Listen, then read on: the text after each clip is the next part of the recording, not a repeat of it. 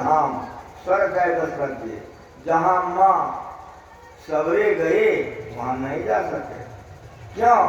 उन्होंने बाहरी उपासना की, भगवान का दर्शन किया, बेटा बना, लेकिन मोक्ष की प्राप्ति अर्थात अंतर साधना नहीं करने के कारण जो गति सबरी की हुई, कौशल्या माँ का दशरथ जी का नहीं हुआ।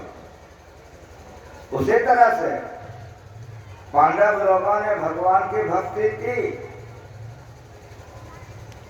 राजा बने, बेचैनी है, जब किया, जबकि समाप्ति हो गई, फिर युधिष्ठिर रोने लगे। फिर वेदव्यास प्रकट हुए। पढ़िए महाभारत, पंचम वेद है, वेदव्यास का लिखा हुआ।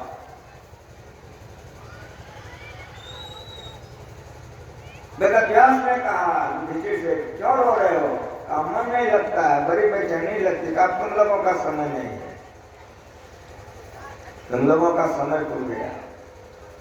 वेदव्यास अंतर्ध्यान हो गए।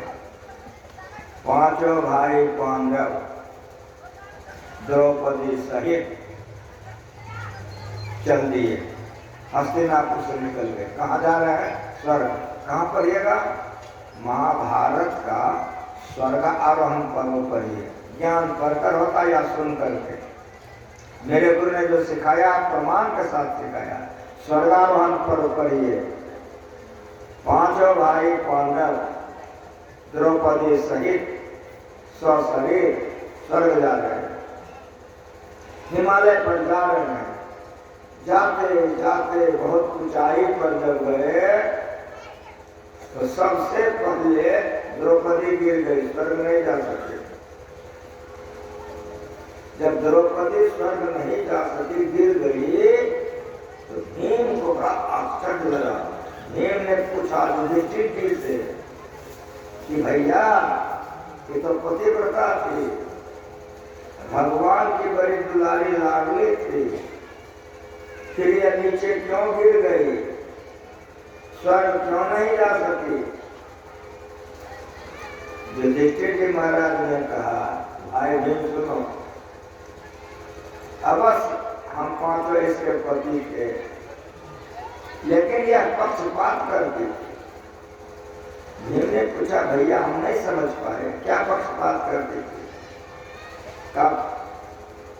अर्जुन को विशेष मानती थी, अर्जुन का पक्ष करती थी, इसीलिए नरक जा रही थी। तो बढ़िया से सुनो, अगर धरती पर पक्षपात करोगे तो दुर्गति में जाओगे। वो सब में सुनो, सारी खींचने से बचा दिया, दुर्वासा के श्राप से बचा दिया, लेकिन द्रौपदी भी नरक जा रही। यहाँ भगवान ने नहीं बचाया, यहाँ बचाने के लिए भगवान नहीं आएगा। तो पर यहाँ से सुनो, द्रौपदी नरक जा रही है, नरक चली गई द्रौपदी। सारे खींचने से भगवान बचा लिया था, याद है कि नहीं? लेकिन इस कर्म के फल से नहीं बचा सके, द्रौपदी नरक जा रही। पांचों भाई आगे बढ़े, नकुल गिरने लग गया। भीम ने पूछा कि भैया नकुल क्यों गिर रहा है? नकुल स्वर्ग क्यों नहीं जा सका? नरक क्यों जा रहा है? भाई भीम, उसको अपनी सुंदरता का अहंकार था। नकुल इतना सुंदर था, इतना सुंदर था कि जब वे वनवास जाने लगे थे, राजसी पोशाक उतारे थे, तो शरीर में धूल मिट्टी लगा लिए थे। नहीं तो महिलाएं देखकर पगला जाती थी, इतने सुंदर थे। कामदेव को मात करते थे नकुल, इतने सुंदर थे। युधिष्ठिर जी महाराज ने कहा कि भाई में इसको अपनी सुंदरता का अहंकार था। अगर चेहरा सुंदर अहंकार करोगे नरक में चले जाओगे। आगे बढ़ा, सहदेव गिरने लग गया। भीम ने पूछा, भैया सहदेव क्यों नहीं जा सका था? सुनो, उसको अपने विद्या का अहंकार था। अवश्य वो जानता था सब बात, लेकिन बिगड़ पूछे वो नहीं बदलाता। इसीलिए इस अहंकार के चलते नरक जा रहा है। अर्जुन जब गिरने लग गया तब भीम से नहीं रह गया, तब भीम रोने लग गए। ताकि तो नर नारायण के जोड़ी थे भैया। अर्जुन स्वर्ग क्यों नहीं जा सका? का इसने कह करके नहीं किया। का मतलब का इसने कहा था कि 3 दिन में महाभारत हम खत्म कर देंगे, लेकिन नहीं किया। 18 दिन में जाकर महाभारत खत्म हुए। इसी पाप के चलते अर्जुन नरक में जा रहा है। कब यहाँ सुनने आए हो? कब करके नहीं करोगे नरक जाओगे। रथ हाँक करके अर्जुन को पीछे करके भगवान आगे आकर के ब्रह्मांड वगैरह अपने में ले लिए थे, करो महाभारत। लेकिन यहाँ कर्म फल से भगवान ने बचा रहे। धीमे गिरने लग गया। जब लड़खड़ा गया, गिरने लगा भीम, तो रोते हुए कहा भैया मैं क्यों गिरे जा रहा हूं, मैं क्यों नहीं जा सका? का भाई भीम, उन लोगों में तो एक त्रुटियां आती है, क्यों नहीं डबल? का भैया वो बता दो। का सबसे पहले बता, 10,000 हाथी का जो बल तेरे देह में था, तो शरीर का अहंकार नहीं था। इसीलिए अगर स्वस्थ हो, मजबूत हो तो नहीं कहता देख मैं कौन, दिखा दियो। तो जो कहता है कि दिखा देना तुमको, ये क्या है? अहंकार है ना। इसी अहंकार में कुकर्म करता है और कुकर्म करते दुर्गति होती है। 10,000 हाथी का बल जो था, एक तो ये अहंकार तुमको था। दूसरी बात सुनो, जब ये लोग 5 भाई जंगल में थे, भीख मांग के जमा करते थे, मांगते थे 5 भाई जमा करते थे। उसका 2 हिस्सा होता था, एक हिस्सा भीम अकेले खाता था। इसलिए भीम का दूसरा नाम है त्रिकोदर, बड़का पेट वाला। तो जो गोतिया का हिस्सा खाए हो, इसलिए नरक में जा रहे। दूसरे का अंश खाने वाला नरक जाता है, इस नरक में जा रहे। चारों भाई नरक चला गया। द्रौपदी नरक चली गई। स्वर्ग से विमान आ गया।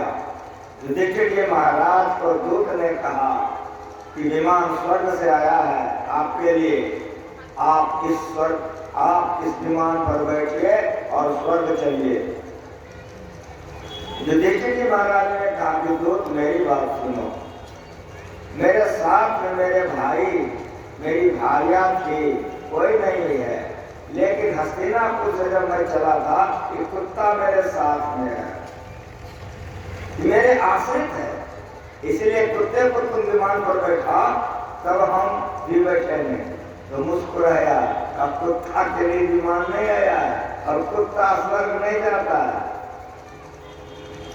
इसीलिए महाराज विमान आपके लिए आया है, आप बैठिए और चलिए। कहा नहीं, मेरी बात सुनो, शरणार्थी का परित्याग करने वाले को दुर्गति होती है।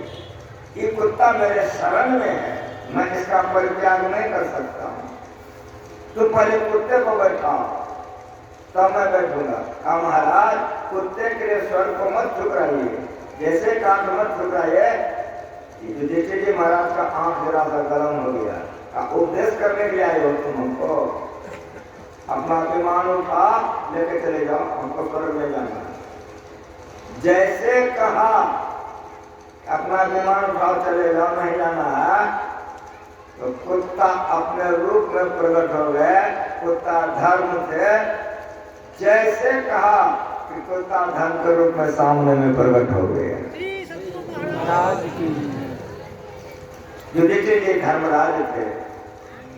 तब धर्म ने कहा कि राजन, यक्ष बन करके मैंने आपकी परीक्षा ली थी, 100 प्रश्न मैंने आपसे पूछा था, दूध का दूध और पानी का पानी आपने उत्तर दिया था, और यहाँ भी आपके परीक्षा के लिए मैं साथ हुआ था।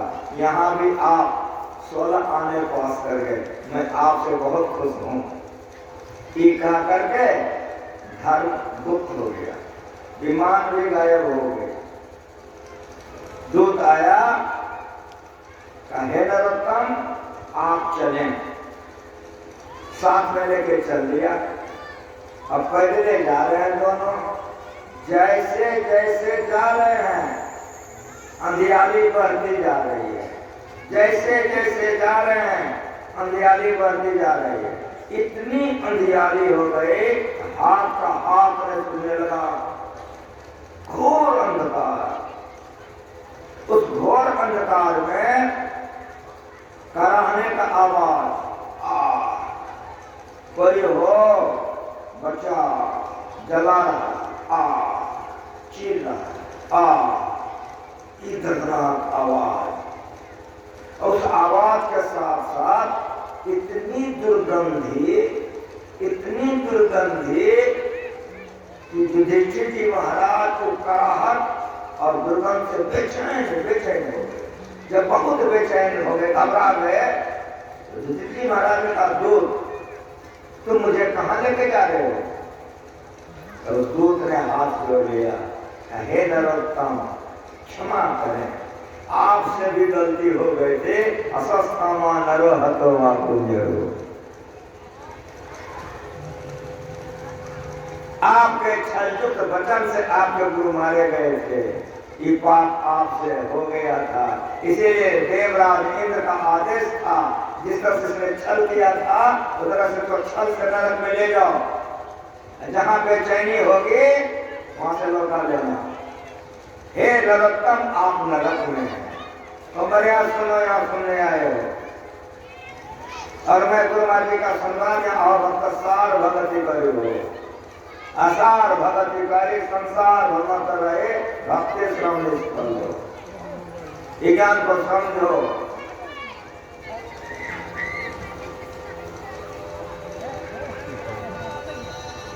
जो इस ज्ञान को समझेंगे उसका परम कल्याण होगा।